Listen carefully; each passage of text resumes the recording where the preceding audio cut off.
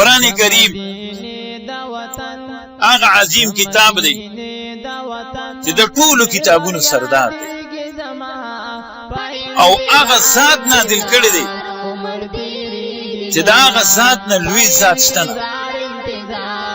او په کائنات کې په هغه ذات باندې نازل کړی دی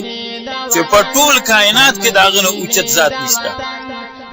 او بیا د هغه فرشتي په واسطه نازل کړی دی چې په ټولو فرشتو کې داغه نه اوچته فرشته نشته او بیا په هغه خار کې نازل کړی دی چې د هغه خار نه اوچت خار نشته او بیا په هغه مبارکه میاش کې نازل کړی دی چې داغه نه مبارکه میاش نشته دی او بیا د هغه مبارک میاش دی په هغه مبارکه شپه کې نازل کړی دی چې داغه فضایل الحمدلله تاسو ټول ته معلوم دي ان انزلناه فی ليله القدر دې وجنا علامه ابن کثیر رحمه الله تفسیر ابن کثیر کې لیکي